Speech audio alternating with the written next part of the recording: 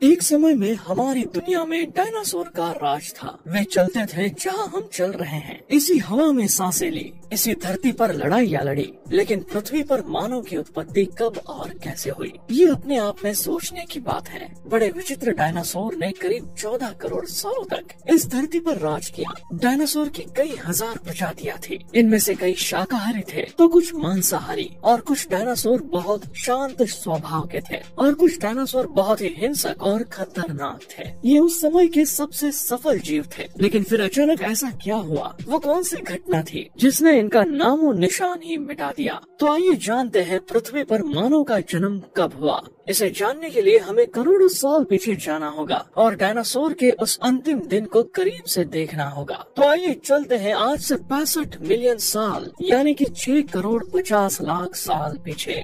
आज से लगभग 6.5 करोड़ साल पहले धरती पर मौसम सामान्य था। चारों ओर सूरज की रोशनी बिखरी हुई थी। लंबे लंबे पेड़ों से टकराती समुद्र की ठंडी हवाएं और चारों तरफ डायनासोर के चिल्लाने की आवाजें। जब ये सारी डायनासोर प्रजाति आराम से धरती पर अपना जीवन बिता रहे थे, तब 10 करोड़ साल पहले ही इनकी किस्मत लिखी जा चुकी थी। 10 करोड़ साल पहले एक छोटा एस्टेरॉयड का टुकड़ा जो अंतरिक्ष से आ रहा था, वो पृथ्वी से लगभग 20 करोड़ मील दूर मंगल और बृहस्पति के बीच क्षुद्र बेल्ट में घूम रहे एक बड़े एस्टेरॉयड से जा टकराता है। इस टकराव से उस बड़े एस्टेरॉयड की दिशा बदल जाती है और वो क्षुद्र ग्रह बेल्ट से निकलकर सीधे पृथ्वी की ओर 22,000 मील प्रति घंटे की रफ्तार से बढ़ने लगता है। 40 किलोमीटर के व्यास वाला ये ट्रिलियन मैट्रिक टन का ये एस्टेरॉयड प्रत्येक सेकंड के साथ साथ पृथ्वी की तरफ बढ़ता जा रहा था। ये एस्टेरॉयड जब पृथ्वी के वातावरण के संपर्क में आया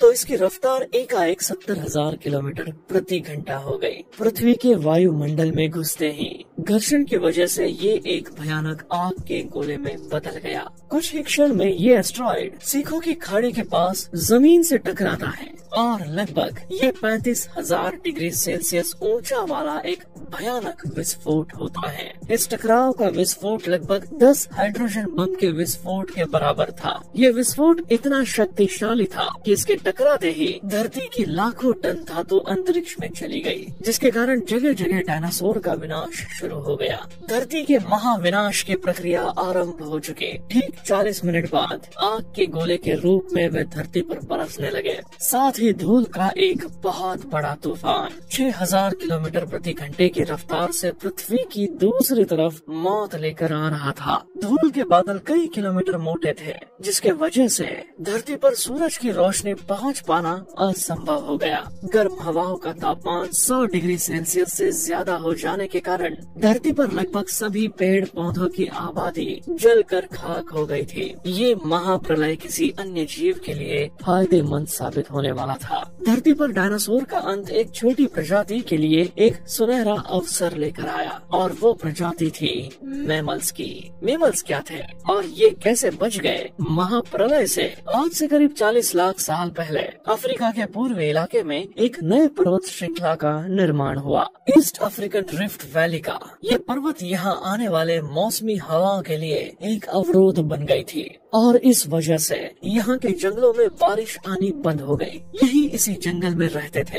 ये पेड़ के ऊपर रहते थे, जहाँ उनको खाने की कोई कमी नहीं थी। इस वजह से ये हमेशा पेड़ों पर ही रहते थे। लेकिन अब यहाँ समय के साथ साथ सूखा पड़ने लगा। बिना बारिश के जंगल पूरी तरह साफ हो गए। एप्स के लिए खाने की समस्या उत्पन्न हो गई। खाने की तलाश में इन्होंने पेड़ों से उतरने का निर्णय लिया, जो थे एड्रिपिथेकस रेमिड्यूस। ये हमारे पूर्वज थे जिन्होंने बहुत बड़ा निर्णय लिया था। इनका दिमाग एक संतरे जितना बड़ा था और आकार में 4 फीट लंबे होते थे। कई हजार सालों के विकास करने के बाद हमारे पूर्वज अब 2 पैरों पर चलने लगे। इससे ऊर्जा कम खर्च होती थी और ये चलते हुए भी खा सकते थे। अब इनका दिमाग भी तेजी से बढ़ रहा था। ये धीरे धीरे होशियार बन रहे थे। समय के साथ साथ विकास की प्रक्रिया चलती रही। हमारे पूर्वज धीरे धीरे विकसित होने लगे और इनका दिमाग भी धीरे धीरे बड़ा होने लगा। समय के साथ साथ इन्होंने पत्थरों से हथियार बनाना सीख लिया। अब शिकार करना काफी आसान हो गया था। समय के बीतने के साथ साथ हमारे पूर्वजों ने आग को काबू करना सीख लिया। आग की खोज हमारे पूर्वजों के लिए सबसे बड़ी खोज थी। ये उन्हें गर्मी, रोशनी और अंधेरे में सुरक्षा देती थी और उसी वजह से अब परिवार भी बनने लगा। हमारे पूर्वज अब साथ साथ रहने लगे। आग में पका मांस चबाने में कम ऊर्जा खत्म होती थी और इसी वजह से ये ऊर्जा अब उनके दिमाग में खर्च होने लगी। हमारे पूर्वजों का दिमाग अब काफी बड़ा हो चुका था। बात अगर इंसानों की उत्पत्ति की आती है तो वैज्ञानिकों का नजरिया हल्का बदल जाता है। हालांकि अलग अलग वैज्ञानिकों ने इन मामले में अपने अनेक तर्कों को सामने रखा है। अब इसमें कौन सा तर्क ज्यादा सही और सटीक है, इसका चुनाव कर पाना अब भी संभव नहीं हो पाया है। इंसानों की उत्पत्ति के संदर्भ में कई एक वैज्ञानिक ये भी मानते हैं कि जीवन की शुरुआत समुद्री जीवों से हुई और यदि समुद्र से जीवन की शुरुआत हुई तो ये भी निश्चित है कि मनुष्य भी समुद्री जीव ही था। और विश्व के सभी बड़े वैज्ञानिकों का समूह तर्क भी यही है। आज से 2 लाख वर्ष पूर्व आधुनिक मानव यानी होमोसेपियंस अफ्रीका से आया और पृथ्वी पर मौजूद पूरी मानव जाति के पूर्वज भी यहीं से आए हैं। अफ्रीका से पूर्व का मानव आधुनिक मानव नहीं माना जाता था और उसको होमोसेपियंस के नाम से जाना जाता है। होमोसेपियंस को दुनिया के सबसे विकसित जीव माना जाता है। इनके भीतर प्रकृति के अनुसार खुद को विकसित करने की क्षमता और योग्यता रखता है। आज से लगभग 1.5 मिलियन साल पहले जब अर्ली ह्यूमन धरती पर आए, जब उन्होंने आज से तकरीबन 15 लाख साल पहले शिकार करने की काबिलियत हासिल कर ली, तो उन्होंने इसी काबिलियत के दम पर कई बड़े बड़े जानवरों का शिकार बनाना शुरू कर दिया। हमारे पूर्वजों के ऐसा करने के पीछे मुख्यतः 2 कारण हैं। पहला तो ये कि उनके पास ऐसी तकनीक के और ऐसे हथियार हुआ करते थे जिसकी मदद से वो बड़े बड़े जानवरों का भी बड़ी आसानी से शिकार कर लिया करते थे। इसके अलावा बार बार किसी एक जानवर का या फिर किसी छोटे जानवर का शिकार करने से अच्छा था कि हमारे पूर्वज एक बार किसी बड़े जीव की हत्या कर ले।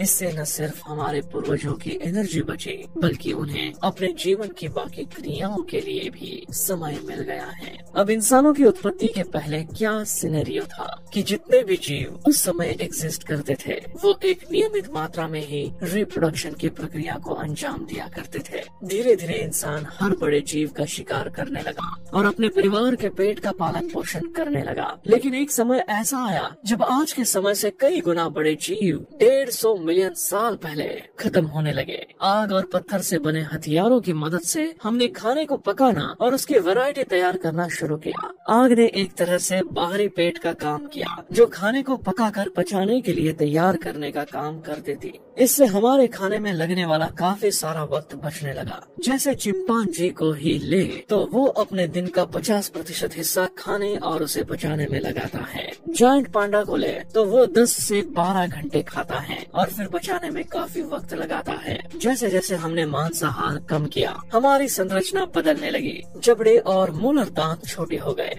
होमो हैबिलिस के जीवाश्म बताते हैं कि उन्होंने मांस और शाकाहार दोनों साथ साथ लेना शुरू कर दिया था और कुछ इस तरीके से इंसानों में भोजन की सभ्यता विकसित होने लगी। धीरे धीरे हमारे पूर्वज मांसाहार से शाकाहार की तरफ बढ़ने लगे और आज आलम यह है कि हमारा शरीर मांसाहार और शाकाहार दोनों खाने के लिए बना हुआ है। तो दोस्तों अब तो आप जान गए होंगे ना कि किस तरीके से पृथ्वी पर मनुष्य की शुरुआत हुई और पहला इंसान कहां से आया।